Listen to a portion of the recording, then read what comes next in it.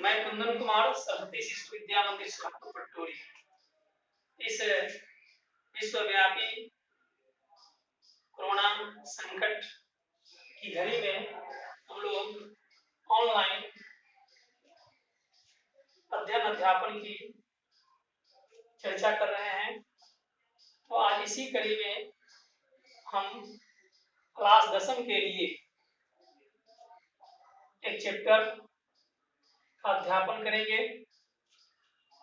नागरिक शास्त्र से संबंधित यह चैप्टर है, सत्ता में साझेदारी। बच्चे, सत्ता में साझेदारी, सबसे पहले हम लोग यह समझने का प्रयास करेंगे कि सत्ता आखिर होता क्या है। फिर सत्ता में साझेदारी, शेयरिंग इन पावर, की हम लोग बात करेंगे। तो सत्ता में साझेदारी को हम लोग समझने के लिए प्रयास करेंगे। सबसे पहले ये सत्ता आखिर होता क्या है। सत्ता का मतलब पावर से सेंस है किसी भी राज्य के अंतर्गत जो सरकार का गठन होता है, सत्ता पावर उसी में निहित होता है। तो आपको समझ में आ रही होगी बात कि सरकार का गठन, इसका यह मतलब है कि अपने राज्य में, अपने देश के अंतर्गत जो हम सरकार का गठन करते हैं, उस सरकार में ही सारी शक्ति, सारी पावर, सत्ता निहित होती है और वहीं से हम अपने देश के अंदर सारे कार्यों का संचालन करते हैं। तो प्रश्न उठता है कि सत्ता में साझेदारी आज के परिप्रेक्ष्य में क्यों जरूरी है।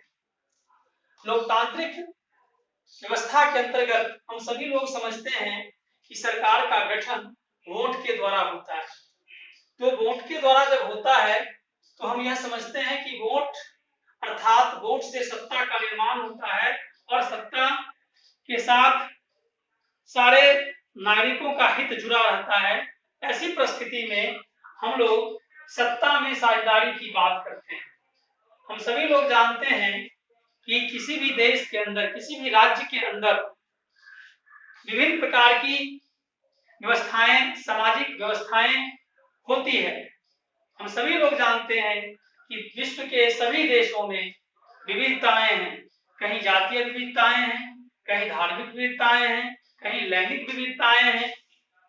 तो इस प्रकार से हम यह समझने का प्रयास करेंगे कि आखिरकार सत्ता में साझेदारी का मतलब है कि सत्ता में सभी वर्गों का भागीदारी होना, ताकि कोई भी व्यक्ति राष्ट्र का, राज्य का यह नहीं समझे कि हम अपने आप को इस व्यवस्था से, इस राज्य की सत्ता से अपने आप को अलग हैं, अर्थात हम बेगानापन न महसूस करें। इसलिए आज यह जरूरी है कि सत्ता में साझेदारी आवश्यक है। अगर सत्ता में साझेदारी नहीं होता तो क्या हो सकता है। अगर सत्ता में साझेदारी की बात नहीं की जाएगी तो क्या हो सकता है। तो सबसे पहले हम लोग यह समझने का प्रयास करेंगे कि आखिरकार सत्ता में साझेदारी क्यों जरूरी है। सत्ता में साझेदारी इसलिए जरूरी है कि सत्ता की साझेदारी से देश की एकता और अखंडता अक्षुण्ण रहता है। सत्ता में साझेदारी के द्वारा देश की एकता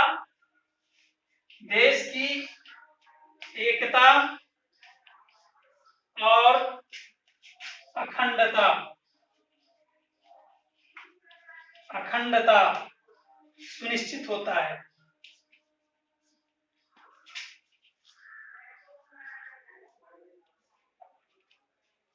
और दूसरा, सत्ता में साझेदारी होने से देश में शांति रहती है।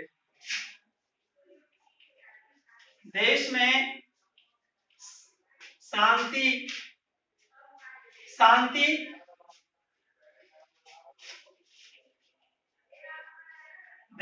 शांति